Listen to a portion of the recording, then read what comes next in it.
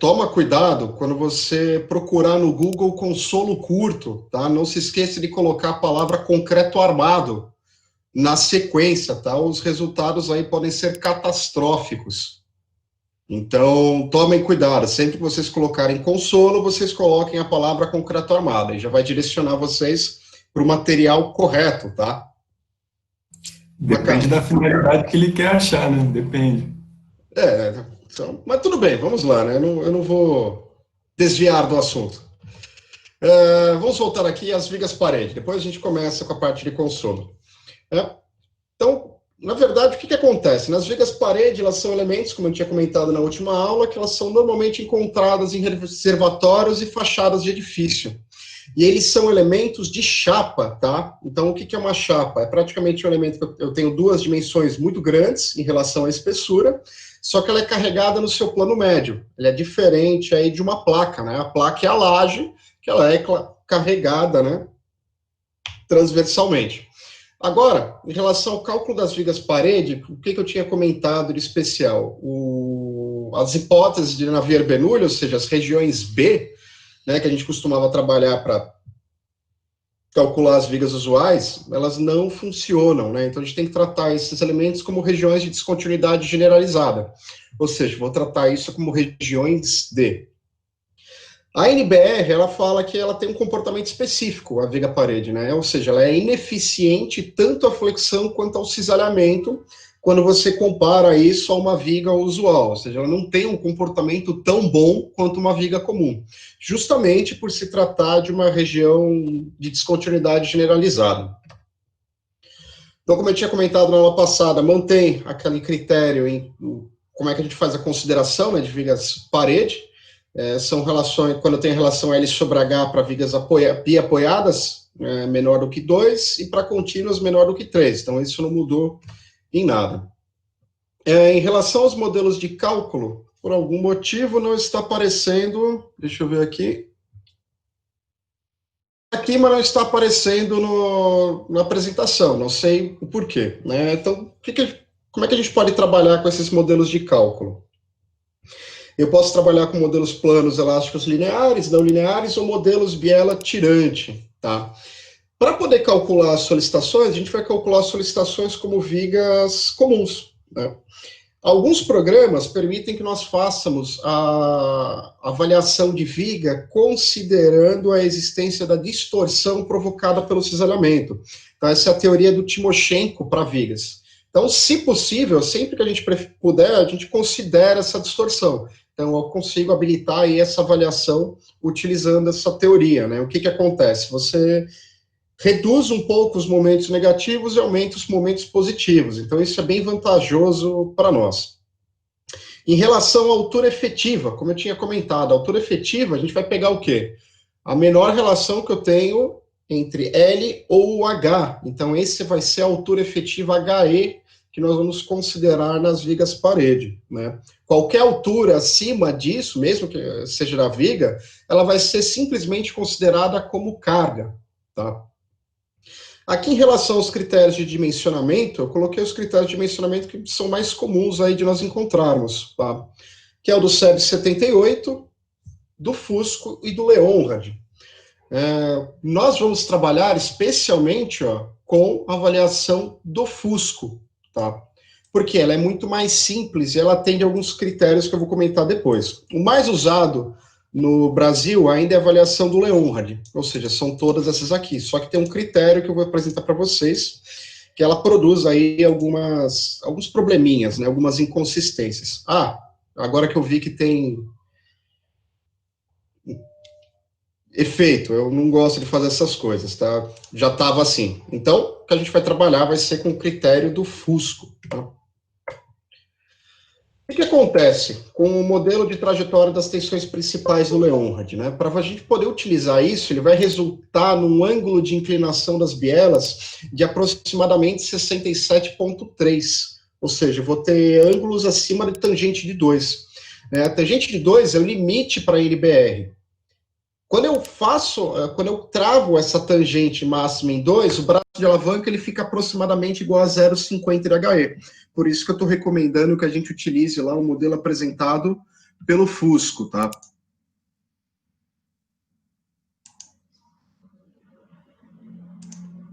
Então, verificação de cisalhamento. Verificação de cisalhamento é bem simples. A gente vai pegar o cisalhamento que nós temos aí próximo do apoio e eu vou ter que limitar um valor inferior a 0,20 de FCD.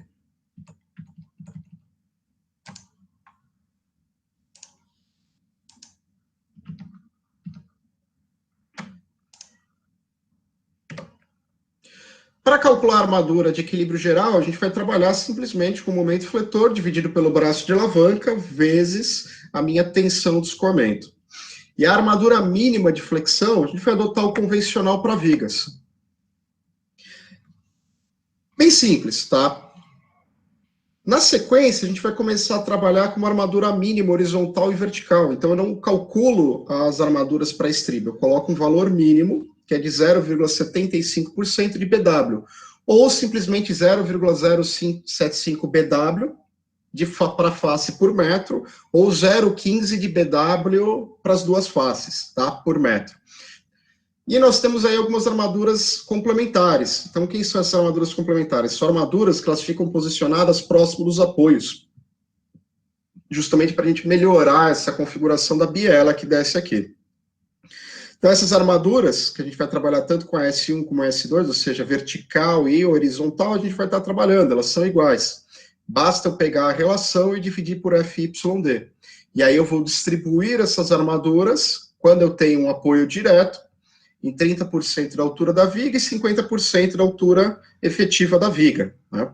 Quando eu tenho apoio indireto, né, ela tem que ser inclinada desta forma quando eu tiver com uma tensão muito alta de cisalhamento. Quando não tiver isso, a gente vai fazer esse tipo de distribuição, tá? É justamente para você conseguir garantir uma ancoragem adequada.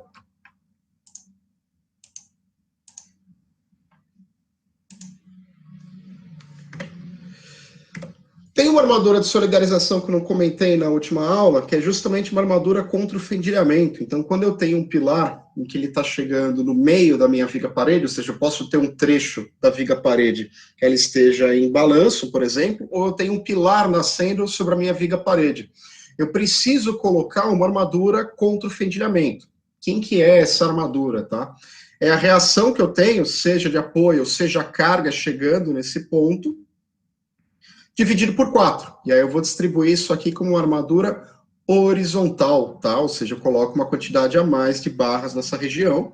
É a mesma coisa, eu vou pegar a reação e dividir por FYD.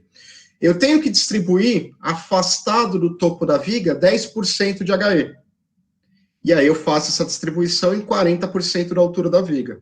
A mesma coisa se eu tiver na outra direção. Eu vou simplesmente fazer essa distribuição, tanto superior quanto inferior, dependendo de onde eu tenho cargas, né? Então, reparem que eu tenho aqui uma carga entrando nesse ponto, uma carga entrando também nesse ponto. Basicamente, eu somei as duas armaduras, né? Eu tracei elas de lado a lado, ao invés de fazer uma armadura picada. O que acontece? Essa armadura, ela não precisa ser somada à armadura existente. Eu posso pegar a quantidade de armadura que eu tenho e descontar essa armadura existente. Ou seja, eu só preciso colocar uma armadura complementar. E aí nós temos também as armaduras de suspensão. Quem são essas armaduras de suspensão? Quando eu tenho carga na face inferior da viga, ou seja, um carregamento chegando para cá, por exemplo, um reservatório, eu preciso suspender esse carregamento. Então eu tenho que aplicar uma armadura de suspensão. Como é que eu calculo essa armadura? Da mesma forma que as demais. Eu vou pegar essa solicitação que eu tenho aqui no inferior, vou multiplicar pelo meu coeficiente de segurança e vou dividir por FYD. Isso vai me dar o quê? A armadura de suspensão que deve ser posicionada. Essa armadura para suspender as cargas que chegam na face inferior da viga. Eu não posso esquecer também que eu tenho armaduras de suspensão quando eu tenho uma viga chegando em outra viga, tá? Então a gente tem que fazer uma distribuição dessas armaduras também. Em relação à distribuição das armaduras, né, como é que a gente faz nessa parte do detalhamento? A armadura negativa, eu não preciso fazer decalagem, não preciso fazer nada. Eu tenho que jogar simplesmente 40% para cada lado do apoio, vai ser o complemento dessa minha armadura negativa. Tá? Como é que eu vou distribuir essa armadura negativa? Nos 20% inferiores eu não coloco nada. 60% da altura do meu corpo de viga eu vou colocar esse AS2. Em 20% da altura eu vou posicionar este AS1, tá? Em relação às armaduras positivas, eu vou posicionar elas aqui aproximadamente a 0,15 de HE. Normalmente, esta altura, tá, já garante que eu tenha uma boa resistência nodal aqui. Ou seja, se isso fosse um modelo biela tirante, vou pegar aqui um lápis para mostrar para vocês, nós teríamos um modelo parecido com isso aqui.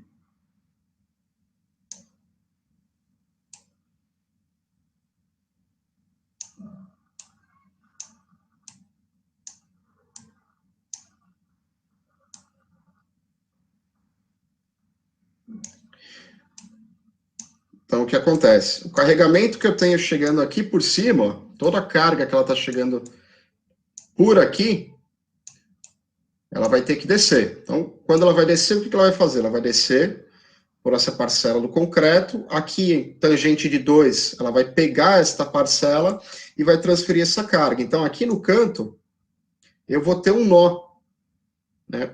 Quanto mais alta a armadura nesse nó, maior a capacidade resistente dele. Então, por isso que a gente trabalha com esse valor de 0,15 de HE, tá?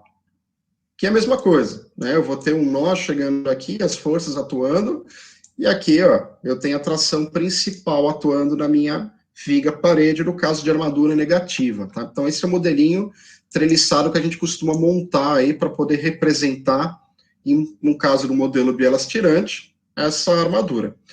Então, 0,5 de HE é essa distância aqui. 0,35 é essa outra distância. Então, isso fica muito mais prático, né? Por isso que eu prefiro trabalhar com aquele modelo do Fusco. Porque o meu braço, ele está aqui, ó, nesta região de 0,5, e o outro braço está aqui na região de 0,35.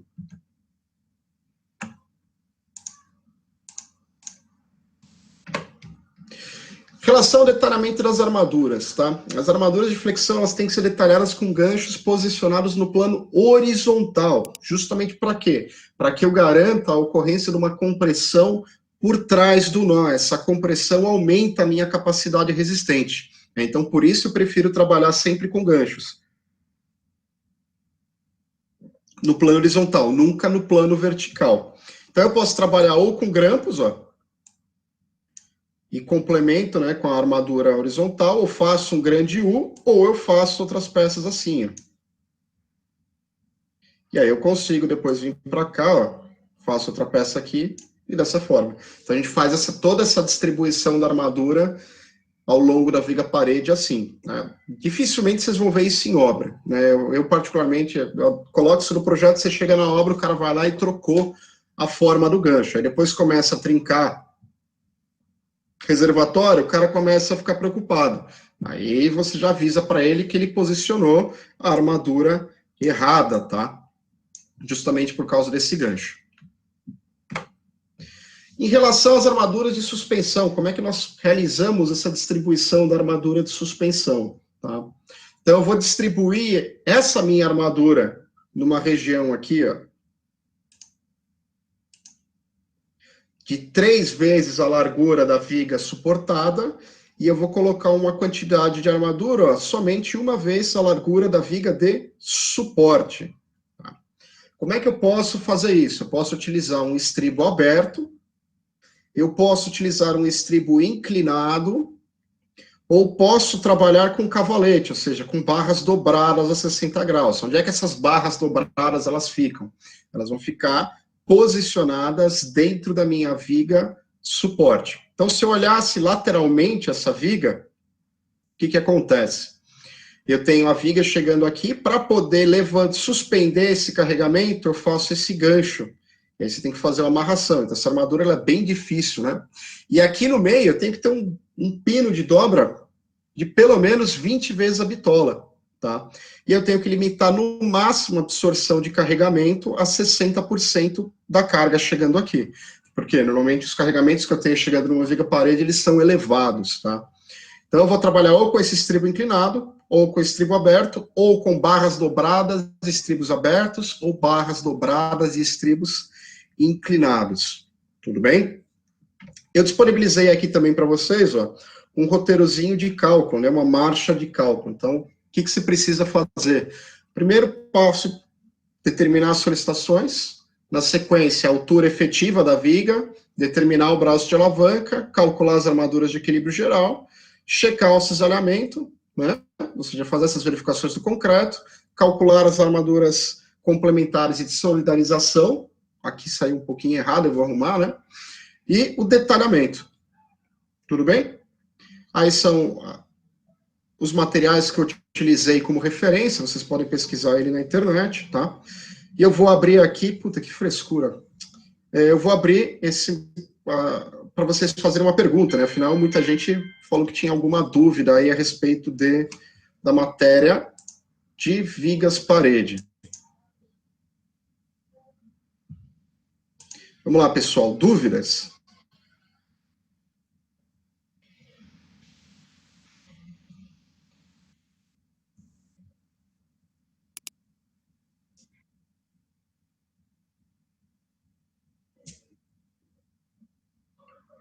Certo?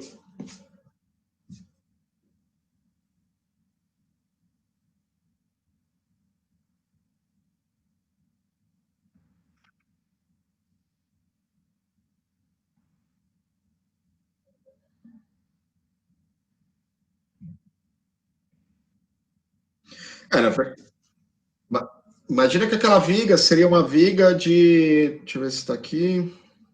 Deixa eu abrir.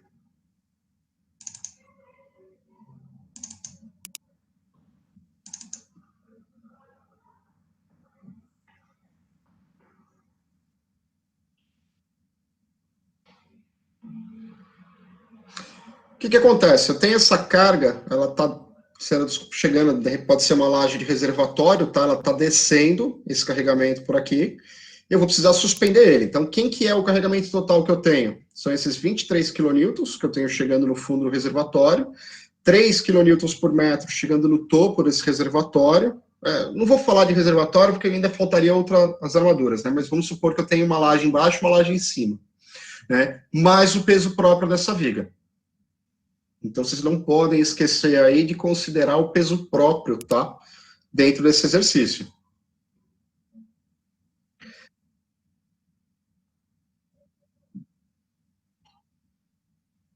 Aqui embaixo não, tá? Aqui embaixo não. Aqui embaixo isso não acontece.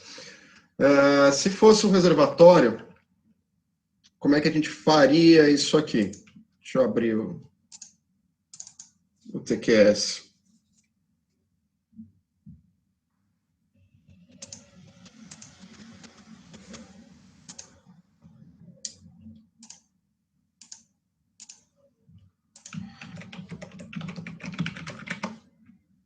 Já vou deixar aqui, começar a fazer os desenhos, porque eu quero montar também um material de reservatório para vocês, tá? Só não tive tempo ainda para poder fazer isso. Então, vamos supor que eu tenho esse meu reservatório.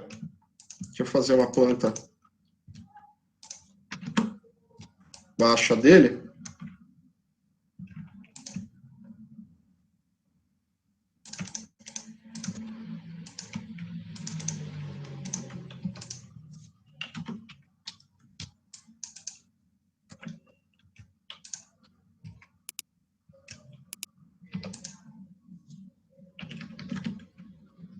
Tá difícil aqui.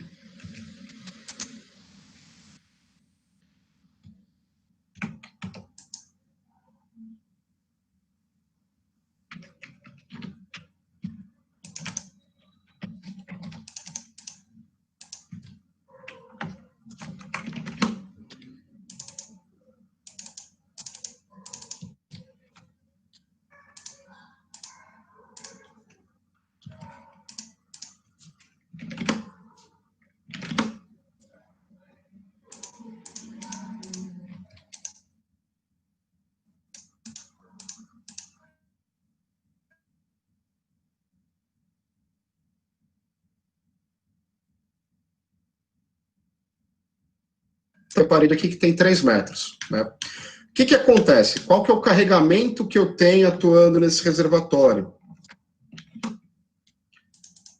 eu tenho aqui por trás uma laje, vamos supor que essa laje ela também tenha 15 centímetros, tá?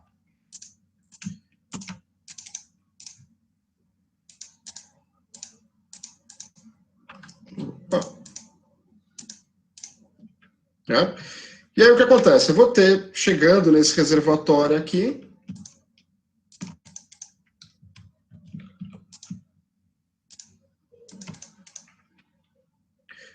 um carregamento que é um carregamento de empuxo de água, né? Ou seja, é preciso considerar. Vamos supor que isso aqui seja o quê? Um reservatório elevado, tá?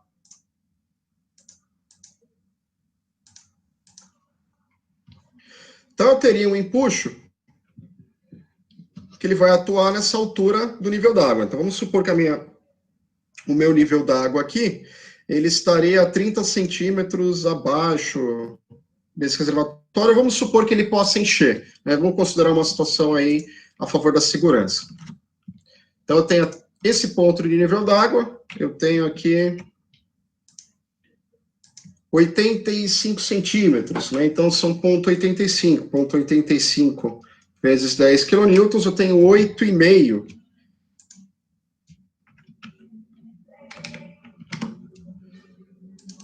de carga atuando aqui. O que acontece? Parte desse carregamento, eu vou ter que distribuir essa carga dentro do reservatório. Então, parte desse empuxo, ele vai vir para as lajes inferiores, parte desse empuxo, ele vai vir aqui para as paredes laterais, e parte vai vir aqui para a laje da tampa.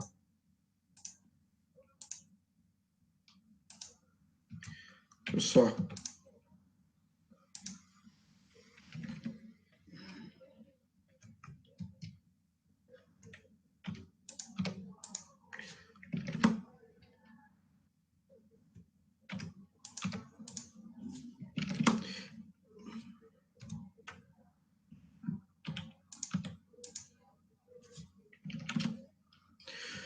Então, como é que eu faria essa distribuição? Tá? Os reservatórios, então, se a gente pensasse num modelo de barras, vamos supor que aqui eu tenho meu reservatório, que ele está aqui com 1 metro de altura. Então, nós temos aqui 1 metro. Essa parede aqui ela tem 200 centímetros.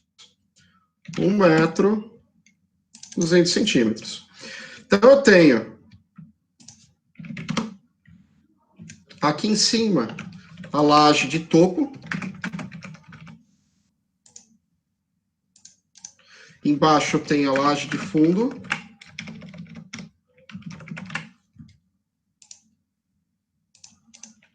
E aqui nós temos as paredes.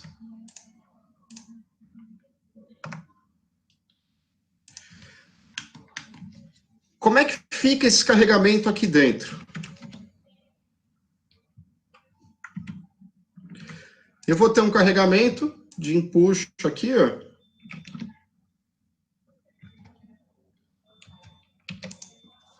Vou fazer um desenho qualquer. Opa, não deu certo aqui. Deixa eu só rachurar.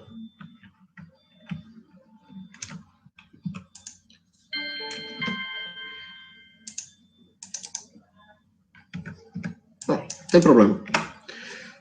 Vamos lá. Eu tenho esse carregamento de empuxo atuando aqui. Eu tenho outro carregamento de empuxo atuando aqui. E eu tenho uma carga vertical atuando nessa laje. Então, se a gente pensar, eu tenho um carregamento atuando aqui. Eu tenho um empuxo atuando, como eu falei, aqui. E outro empuxo atuando aqui. Como é que a tendência disso aqui girar? A tendência dessa laje rotacionar é ela girar para cá. E aqui ela girar para cá, ou seja, ela vai tender a abrir, ou seja, um nó vai gerar rotações contrárias. Então, esse cara roda para cá, esse cara roda para cá. O que isso significa? Tá? Que aqui, na verdade, eu tenho engastamento. Então, eu vou engastar a laje de fundo com a parede.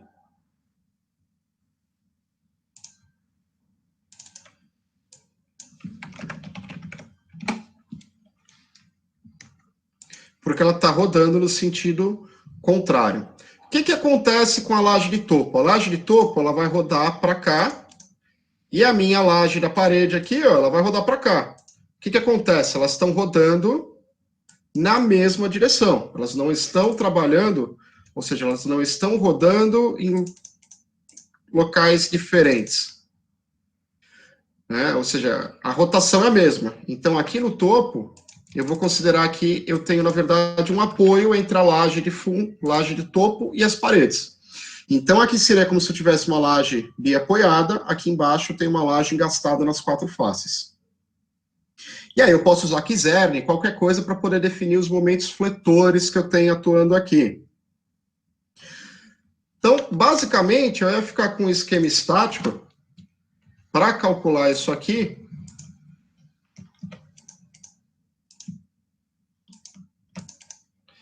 Em que eu teria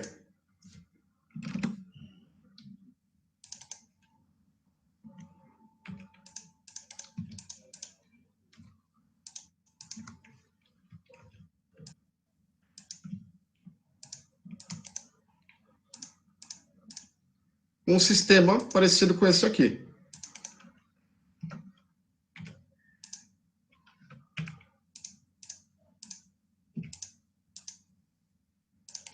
Engaste e apoio. Né? Então, eu sei que eu vou ter um momento fletor que ele vai fazer o quê? Ele vai girar para fora aqui e ele vai girar aqui internamente, que ele vai produzir uma tração graças a essa força de empuxo. Isso aqui, existem alguns ábacos, tá? Que eles podem facilitar a nossa vida. Um desses ábacos são os ábacos do Libânio. Eu vou até mostrar para vocês, depois eu disponibilizo lá no Tinho, no material didático, tá?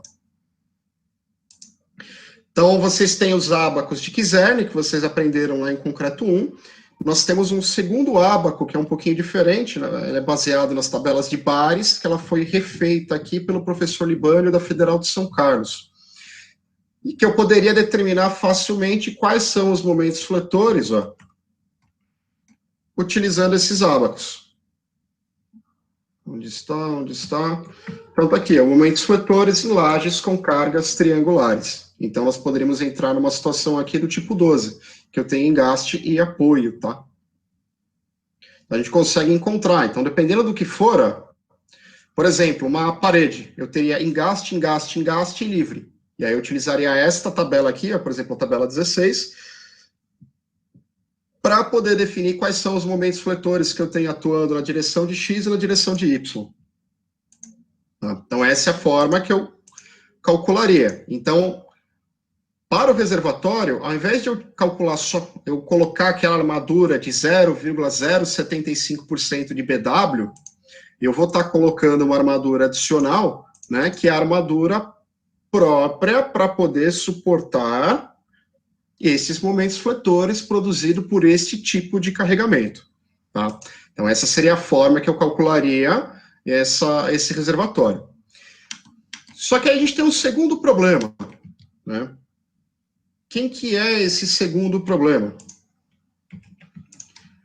As forças que eu tenho atuando aqui, ou seja, estas forças de empuxo, ó, vamos ignorar da laje de fundo. As forças que eu tenho do empuxo, vocês vão concordar comigo que quando eu empurrar com esse empuxo para cá, empurrar esse empuxo para cá, o que acontece com essa parede do fundo? Ela vai tracionar, exatamente. Então eu preciso saber quanto eu vou ter de carga sendo distribuída para cada lado. Então, deixa eu colocar aqui, tração nas paredes. Então, como é que eu vou fazer, como é que eu vou determinar essa tração nas paredes? Eu vou ter que calcular os quinhões, tá? Então, como é que eu vou fazer esses quinhões de carregamento, né? Quando eu tenho engaste, engaste, qual que é o ângulo de abertura do quinhão?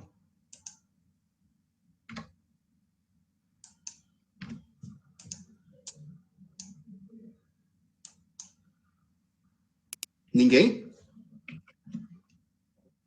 É isso mesmo, 45 graus. Então, a gente vai trabalhar aqui porque eu tenho um ângulo de inclinação de 45 graus. Porque eu tenho engaste, engaste. Quando eu tenho um ângulo de inclinação, quando eu tenho um apoio e um engaste, qual que é o ângulo que eu passo a ter?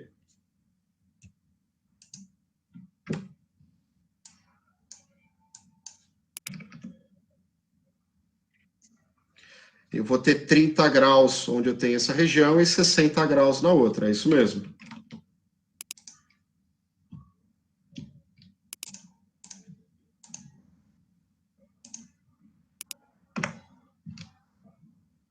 Então, feito isso, ó, eu traço as linhas que se conectam. Tem a distribuição de cargas. Ó, e aí eu posso dividir isso aqui em áreas.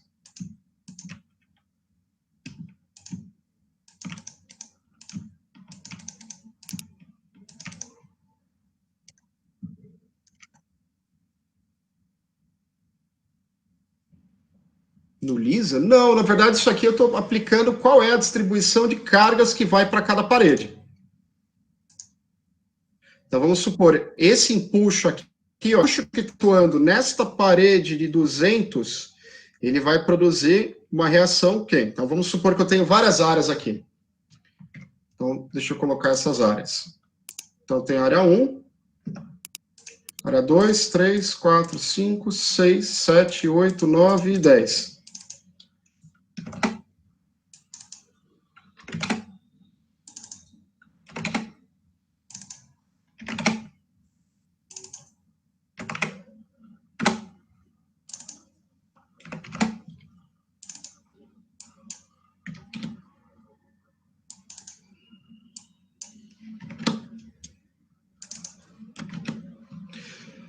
O que acontece? Quem é que vai carregar esta viga parede aqui?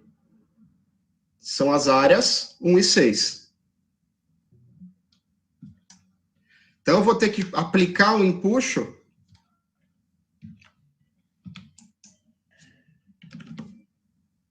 Como eu tinha comentado aqui, 85.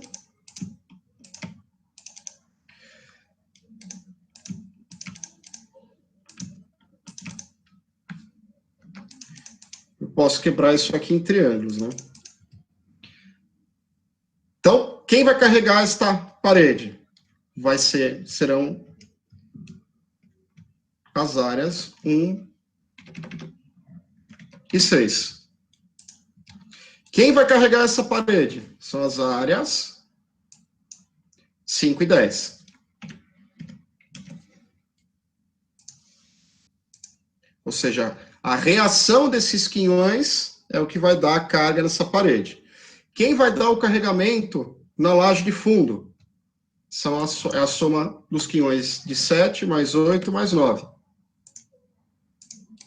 Quem vai dar a reação na laje de topo? É a soma dos quinhões de 2, de 3 e de 4. Então, isso aqui vai me dar uma força normal atuando aqui vai me dar outra força normal, aqui vai me dar outra força normal, e aqui me dá outra força normal. Então, eu vou ter que fazer o volume dessas pirâmides, né? Então, eu tenho um volume de um prisma e tenho um volume de uma pirâmide. Então, para quem não lembra aí, o volume da pirâmide é 1/3 da área vezes a altura, né? Então, esse é o volume. Eu calculo esses volumes de tensões e aí eu vou chegar em forças de tração atuando nas paredes. Legal. O que eu vou fazer? Eu vou acrescentar essas forças de tração no dimensionamento da minha laje. Tudo bem? Ou seja, a minha laje, esta laje aqui, ou esta parede, né? Na verdade, a gente trabalha com os dois, tanto quanto a parede. Eu faria um dimensionamento da seguinte forma. Esse cara, eu ia calcular como uma laje a flexotração e como uma viga parede.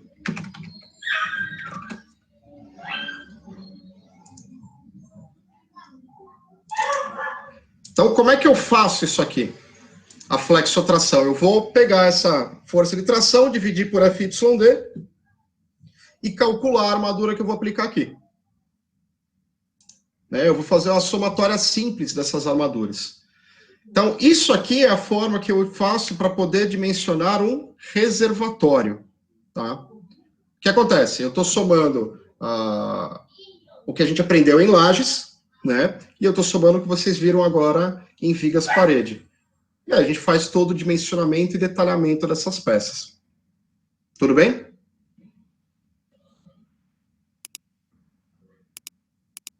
Sim. Eu acho que isso aí tirou aquela dúvida que você tinha me perguntado, André. Desculpa, Alexandre.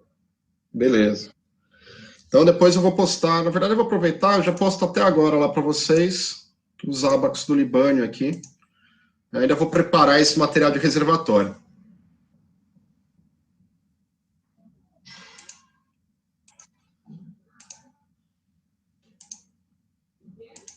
Sim.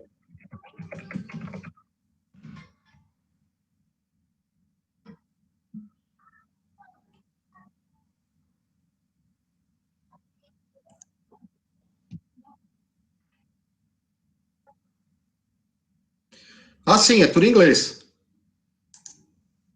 Você não acha nada em português. Não tem, é tudo em inglês. Na verdade, a maior parte de tudo que a gente acha de meio técnico aqui, na verdade, é tudo em inglês, tá? Eu mesmo tenho muitos livros em inglês. Às vezes alguma coisa em francês ou alemão, né? E aí a gente tem que se virar nos 30 para poder fazer as coisas, tá? Você vai acabar se acostumando muito com esse processo. Porque a nossa literatura, né, brasileira, infelizmente, tem pouquíssima coisa sobre vários assuntos. Então, a gente sempre tem que complementar os nossos estudos com literatura estrangeira, né? Principalmente em concreto, tá? Eu, particularmente, quando eu faço um edifício, eu faço um projeto, alguma coisa, eu faço alguma verificação, quando nós não temos nada dentro das normas brasileiras que deem uma orientação melhor, eu entro no Eurocode, né, que é a norma europeia. Então, essa norma europeia, ela fornece aí várias vantagens, né, porque, na verdade, a nossa norma brasileira é baseada na norma europeia, ao invés da norma americana, tá? Porque a norma europeia está muito mais próxima dos índices de confiabilidade da nossa norma do que da norma americana. A norma americana, eles costumam fazer muito ensaio, né? Afinal, eles têm grana para poder gastar fazendo ensaio. Então, eles utilizam muitas relações, correlação de ensaio, né? Diferente do que se faz aí com a norma europeia. Só para vocês terem uma noção, o nosso FCK aqui no Brasil é igual ao FCK deles, né? Significa que eu tenho 5% de probabilidade que a resistência do meu concreto ela fique inferior ao esperado em projeto. Os americanos trabalham com valor de 1%, ou seja, só tem 1% de probabilidade. Isso faz com que você suba demais o teu coeficiente de segurança. Por quê? Você gasta mais para você poder construir a estrutura. Quando a gente utiliza um 5% de segurança, você está economizando no material. Então, por quê? O americano tem dinheiro para poder gastar, nós não temos, por isso a gente faz essa diferenciação. Tá bem? Então, felizmente aí você vai ter que aprender inglês, Alexandre.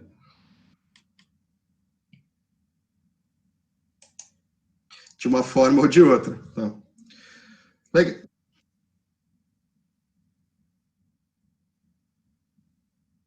Não, eles gastam muito mais. É muito mais caro. Justamente por causa do índice de confiabilidade. Né? Então, eles têm, se eu não me engano, a nossa norma de um índice de confiabilidade, ela está em torno de 3,5 a 4, aproximadamente, se eu não me engano, tá? Entre 3 e 4, o que dá aí uma probabilidade de ruína de uma peça de 10 elevado a menos 6%. Os americanos utilizam o índice beta de confiabilidade de 6, é quase o dobro do nosso. Então, você tem muito mais segurança, só que a sua estrutura é muito mais cara. Ah, legal. Vamos lá, alguém quer fazer alguma pergunta sobre viga parede?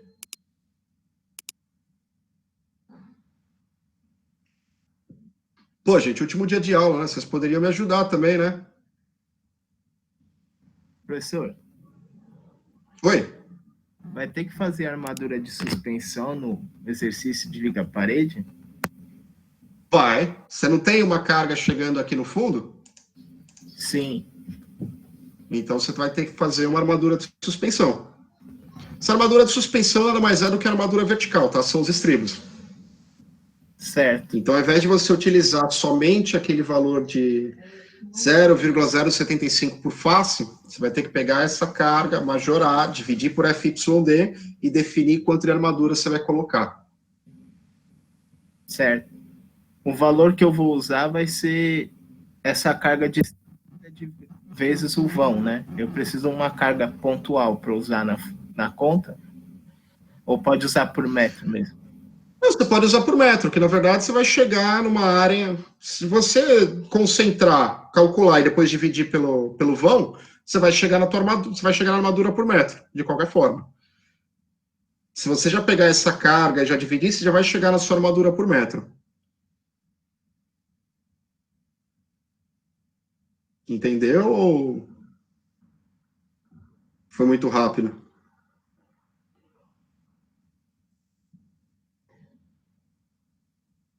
Ayrton?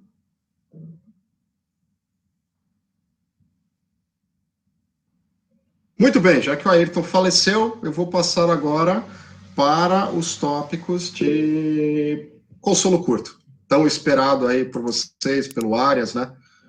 Vai começar a tratar aqui.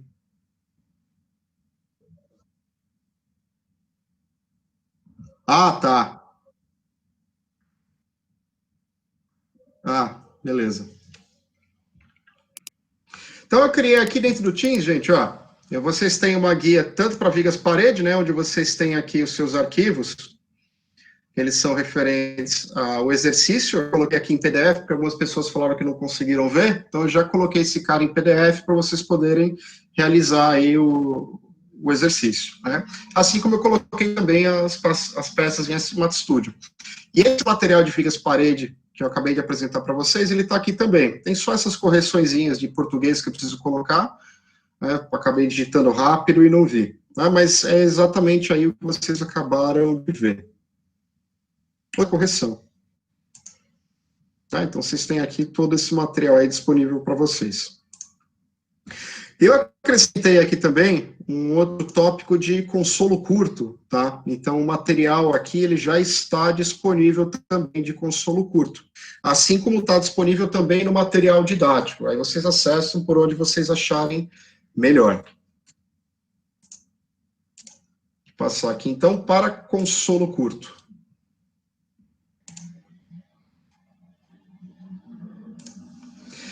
Então, o que é exatamente